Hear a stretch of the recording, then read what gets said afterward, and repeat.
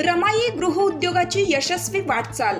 महाराष्ट्रातील सर्वात उंच शिखर असलेल्या कळसुबाई शिखराच्या परिसरात वसलेले मान्हेरे हे साधारणपणे 2,500 लोकसंख्येचे असलेले गाव आहे। याच गावात सौ सुकेशिनी कांबळे यांचा एक छोटासा लघु गृह उद्योग आज उंच भरारी घेण्यासाठी आकाशात झेपावला असतानाच यशाच्या उंच शिखरावर आज पोहोचताना दिसत आहे। यासाठी त्यांनी अपार कष्ट मेहनत केली। एक गृहिणी ते लघु उद्योजक ग्रामपंचायत सदस्य यांचा प्रवास झाला आहे। या प्रवासात त्यांची मुले, पती, सासू सासरे, भाऊ व गावकरी या सर्वांचा महत्त्वाचं स्थान आहे। मान्हेरे गावाच्या ग्रामपंचायत सदस्य ते जवळपास 35 महिला बचत गटाच्या CRP या सर्व भूमिका करताना एक यशस्वी गृह उद्योगाच्या माध्यमातून खूप चांगल्या प्रकारे रोजगार निर्मिती करण्यात आली आहे। यामध्ये पापड तयार करणे, शेवई तयार करणे यासारख्या अनेक छोट्या मोठ्या गोष्टीतून रोजगाराची संधी मिळाली आहे।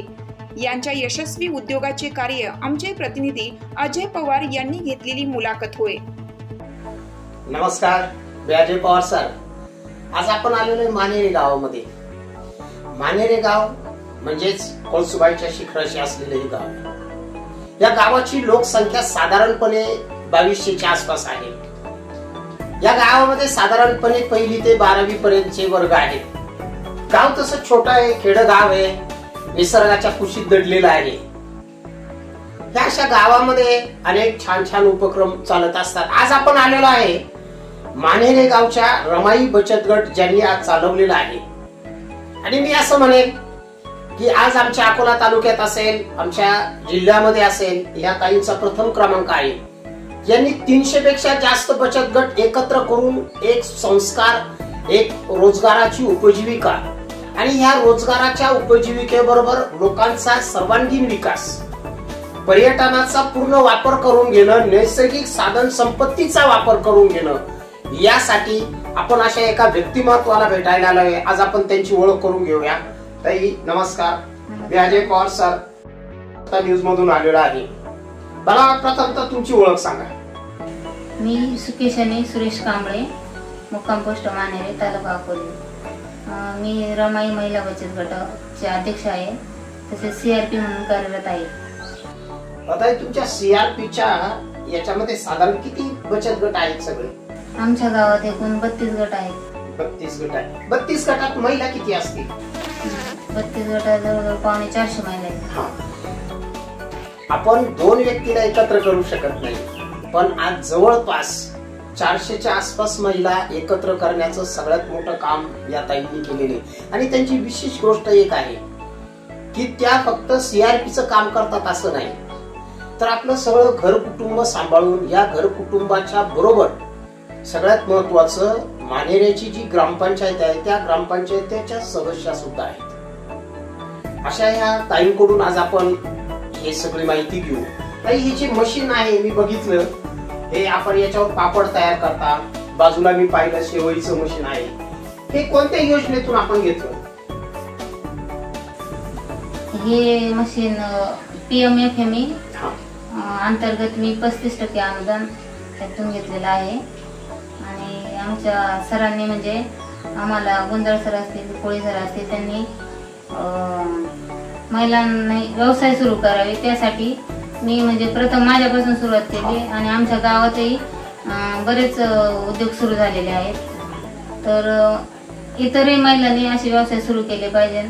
तरी आता मी हा व्यवसाय चालू केल्यापासून माझी आर्थिक परिस्थिती सुधारलेली आणि मला या मशीन घेतल्यापासून म्हणजे फायदाच होतोय।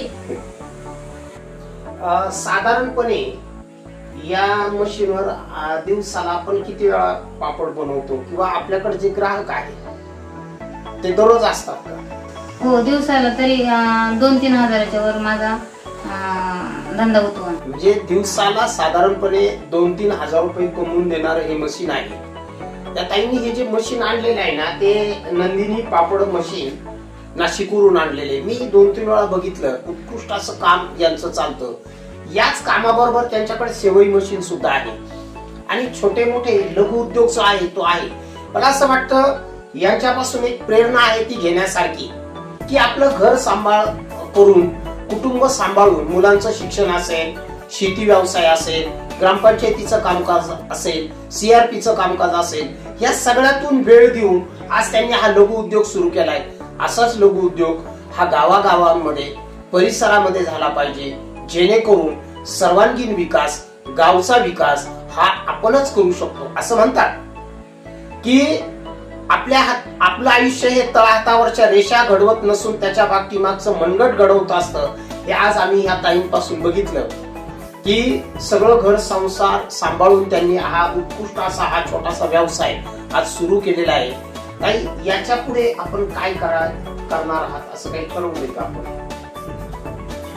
हा सर, मला रोजगार मिळालेला आहे. माझी अशी इच्छा आहे का गावातील अनेक महिलांना रोजगार, म्हणजे आमच्या गावातील महिला दुसऱ्या गावाला कामासाठी जातात तर त्यांनाही रोजगार मिळावा, त्यासाठी माझे प्रयत्न चालू आहे. त्यांनी अनेक प्रकारचे उद्योग सुरू केले पाहिजे आणि मी त्यांच्यामध्ये अशी जनजागृती करते. धन्यवाद. आज आपण पाहिलं तर आमचा हा अकोले तालुका हा डोंगराळ भाग आहे. असं एका कवीनं म्हटलं होतं, निसर्ग राजा येथे थांबला सौंदर्याचा घालून सडा. असं हे निसर्गाचं वरदान असलेला तालुका, इथं पर्यटनाला खूप संधी आहे. या पर्यटनाच्याच बरोबर वनौषधींना सुद्धा खूप संधी आहे. या ताईंनी जसं सांगितलं की परिसरामध्ये आमच्या गावातल्या परिसरातल्या ज्या महिला आहे, या महिलांनी जर आजूबाजूच्या याच्यातल्या वनौषधी गोळा केल्या, निसर्गापासून तयार होणाऱ्या वेगवेगळ्या वस्तू आहे, उदाहरणार्थ मी असेल की आता उन्हाळ्याचे दिवस सुरू आहे, मध गोळा करता येईल. त्याच्यानंतर आपल्याकडे हिरडा नावाचे जे झाड आहे ते या पट्ट्यामध्ये मोठ्या प्रमाणात आहे. या हिरड्यापासून आपल्याला 2 प्रकारचे हिरडे मिळतात. त्यातला पहिला हिरडा हा रंगासाठी वापरला जातो आणि दुसरा हिरडा जो आहे त्याला आम्ही आमच्या ग्रामीण भाषेमध्ये बाळ हिरडा म्हणतो. हा जो बाळ हिरडा आहे तो औषधांमध्ये वापरला जातो. असे वेगवेगळे आहे. आणि विशेष म्हणजे आमच्या डांग भागामध्ये नाचणीचं जे प्रमाण आहे, ज्याला आम्ही आमच्या ग्रामीण भाषेमध्ये नागली असं म्हणतो, नागली वरई, याच्यामध्ये लोहाचं प्रमाण जास्त आहे. हे परिसरामध्ये आजही मोठ्या प्रमाणात पिकतात. असाच उद्योग आपल्या गावागावांमध्ये सुरू करा. गावचा विकास हा आपणच करणार आहोत. आज या ठिकाणी आम्ही सुकेशिनी ताई कांबळेंना भेट दिली, त्यांच्याशी चर्चा करून खूप बरं वाटलं. धन्यवाद. प्रतिनिधी अजय पवार, मानढेरे.